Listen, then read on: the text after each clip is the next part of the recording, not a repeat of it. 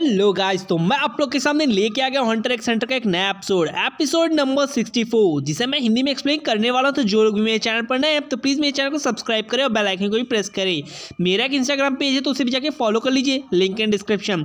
तो अब वीडियो को ज़्यादा लंबा ना खींचते हुए सीधे इंट्रो पे चलते हैं। तो लेट्स स्टार्ट द इंट्रो।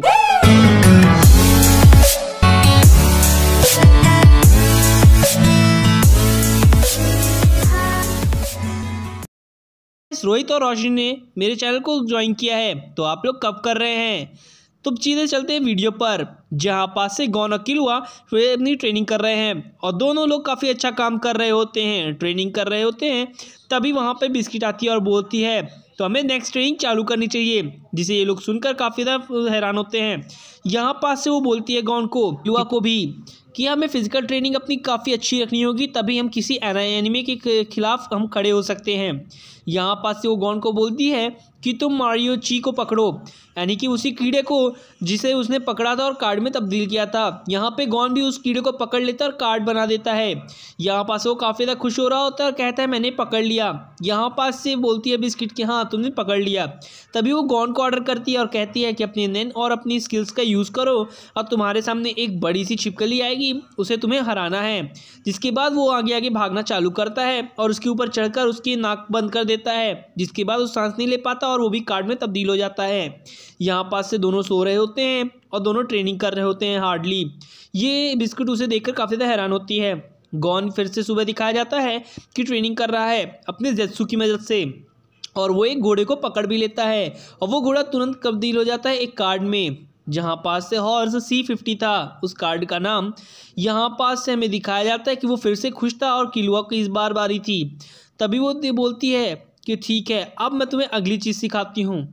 जिसके बाद वो बोलती है कि टेन, जेत्सु, रेन, हेत्सु और गायो, इन सभी का कॉम्बिनेशन होता है ये चीज़। एक्चुअल में ये नैन फिस्ट है, जिससे वो किसी को भी एक हल्का पंच भी मारेगी तो वो काफ़ी दूर जाके गिर सकता है। जिसके बाद वो समझाना चालू करती है कि अगर तुम पंच मारोगे तो अगर वो बंदा अपने हाथ से रोकेगा तो सिर्फ उसका हाथ ही डैमेज होगा और बाकी पार्ट सलामत रहेंगे। इसलिए जब तुम उसके छाती पर वार करोगे तो वो पूरी तरह से डिस्ट्रॉय हो जाएगा और दोबारा उठने की हिम्मत नहीं करेगा। यहाँ पास से वो एक डेमो दिखाने की बात करती है और कहती है कि मैं इस बार मैं अपने कैन का यूज़ करूँगी, रन का यूज़ करूँगी। और वो बहुत ही स्लोली से अपना हाथ बढ़ाती है। गॉन पहले सोचता है कि ऐसी कर रही है और वो एक खींच के मारती है, हल्के से ही मारती है, लेकिन उसके पंच का फोर्स काफ़ी ज़्यादा होता है और वो उड़ जाता है। यहाँ पास से वो बताती है कि मेरी स्पीड और पावर दोनों ही काफ़ी ज़्यादा नॉर्मल पंच पे थे, लेकिन मेरी ताकत 3 गुना से ज़्यादा थी। यहाँ पास से वो समझ गया था कि हमें स्लोली स्टार्ट करना है और बाद में तेज़ होना है। यहाँ पास से वो फिर से आता है उसके पास दौड़कर लड़ने के लिए, लेकिन वो उसका नैन चला जाता है और वो थक जाता है। गॉन और किलुआ को दिखाया जाता है जो कि फिर से खुदाई करना चालू करते हैं और अपनी स्ट्रेंथ को बढ़ाना चालू कर लेते हैं। यहाँ पास से गॉन और उसके बीच में फिर से फाइट होना चालू होती है। वो समझा रही होती है कि तुम्हें कैसे करना है और किसी भी आदमी के सामने अपने को आपको 30 मिनट से ज़्यादा खड़ा रखना है। अगर तुम ऐसा करने में कामयाब रहे तो तुम जीत सकते हो। तभी वो पूछती है कि मेरे हाथ में कितना नंबर दिख रहा है। वो बताते हैं कि तुम्हारे हाथ में नंबर 9 दिख रहा है। कहती है कि तुम दोनों को फाइट करनी है, लेकिन अपने कैन की मदद से करनी है। यहाँ पास से दोनों ही थक जाते हैं काफ़ी ज़्यादा, लेकिन वो फिर से अपने कैन को जगा देते हैं और बोलते हैं ठीक है, हम फाइट करने के लिए रेडी हैं। यहाँ पास से दोनों के बीच में काफ़ी अच्छी फाइट होती है और वो अपने पैर का 60 पाउंड ही यूज़ करता है। यहाँ पास से किलुआ 80 पाउंड्स का यूज़ करता है अपने हाथों से और अपने लेफ्ट हैंड का यूज़ करता है। किलुआ अपने लेफ्ट हैंड से उसको डिफेंस करता है और ये चीज़ वो दूर से ही खड़ी होकर देख रही होती है इन दोनों की फ़ाइट। ये दोनों आपस में फ़ाइट करना तेज़ी से चालू कर देते हैं, काफ़ी तेज़ से लड़ाई चालू कर देते हैं। तभी उनसे पूछती है कि मेरे हाथ में अब कौन सा नंबर दिख रहा है। वो बताते हैं कि नंबर 9। यहाँ पास से वो बोलती है कि अब मैं तुम्हें कुछ दूसरा सिखाने वाली हूँ जो कि इनहेंसर की कैटेगरी में आता है।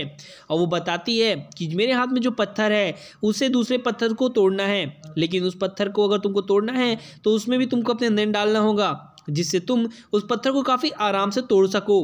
दोनों ही लोग ऐसा करते हैं, लेकिन एक के बाद एक थक जाते हैं और दोनों ही गिर जाते हैं उसी जगह पर। पहले तो गॉन गिरता है, उसके जस्ट बाद गिर जाता है हमारा किलुआ, जो कि बोलता है ये फेल हो गया।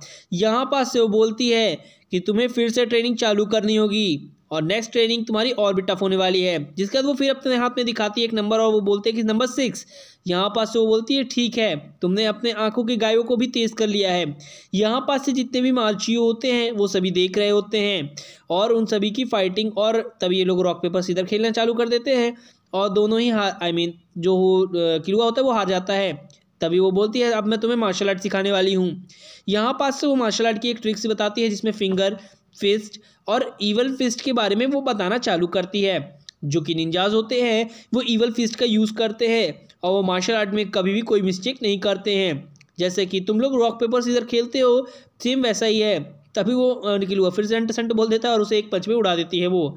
यहाँ पास से हमें दिखाया जाता है उन सभी लोगों को जो कि वहाँ उस गेम के अंदर एंटर किए होते हैं गेम को खेलने के लिए, और वो बात कर रहे होते हैं कि जिस तरह से मिलुकी सर ने हमारे इस गेम को जीता था, ठीक हमें भी उसी तरह खेलना होगा इस गेम को। और सभी लोग हाथ उठा देते हैं और बोलते हैं हम खेलेंगे। यहाँ पास से वो बोलता है बंदा कि मैं कुछ बोलना चाहता हूँ और वो रिवील करता है कि मैं ही बॉमर हूँ।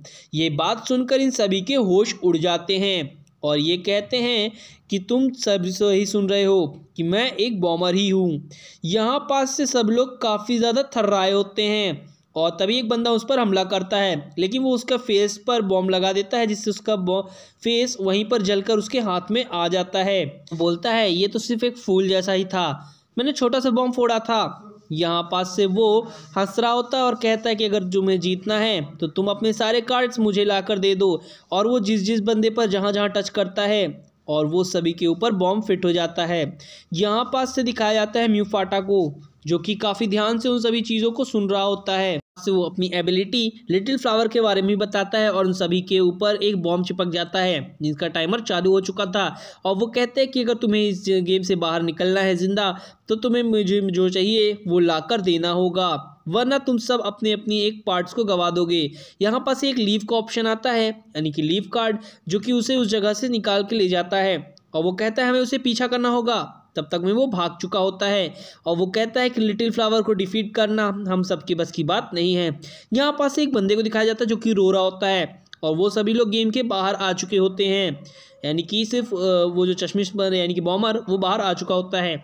यहाँ पे म्यूफाटा आके बोलता है कि मैं काफ़ी ज़्यादा सरप्राइज़ हूँ उस चीज़ से। तभी वो बोलता है कि ठीक है अपना तुम अब कार्ड दे सकते हो मुझे। यहाँ पास से वो बोलता है कि मैं ऐसा क्यों करूँगा क्योंकि मैं गेम से बाहर आ चुका हूँ। जिसके बाद वो उसका गर्दन पकड़ लेता है और एक ज़बरदस्त खींच के बॉम्ब फोड़ता है। यहाँ पास से उसका धड़ उसके सर से अलग हो जाता है और कहता है कि इस कचरे को साफ कर दो। तभी एक बंदा वहाँ से नीचे की तरफ उतरता है और कहता है कि तुम्हारे लिए एक पार्सल आया हुआ है। जिसके बाद वो उन सभी से उनका कार्ड मांगता है और वो उस पार्सल को फेंक देता है। एक्चुअल में ये एक म्यूफाटा का सर होता है जो कि वहीं पड़ा होता है और ये त्रिशूल वाला बंदा जो कि शिव जी का भक्त लग रहा है मुझे। खैर यहाँ पास से दिखाया जाता है कि वो बोलता है कि मेरे पास रिटर्न होने की ज़्यादा चांसेस नहीं है तो सभी लोग अपने अपने कार्ड्स दे दो। जैसे एक बंदा उसे अपना कार्ड देता है वो उसे वहीं पर मार देता है कि जैसा हमारे लोग के बीच में डील हुई थी कि तुम सिर्फ लीव कार्ड दोगे, ऐसा ना करने पर तुम्हें मार दिया जाएगा। सीन शिफ्ट होता है और हमें दिखाया जाता है सभी ट्रूप मेंबर्स को जो कि कहीं बोट साइड से जा रहे होते हैं। तभी एपिसोड यहीं पर ख़त्म होता है। मैं इसका अगला एपिसोड काफ़ी जल्दी लेगा। तब तक के लिए good bye and sayonara. Thank you for watching my videos and subscribe my channel.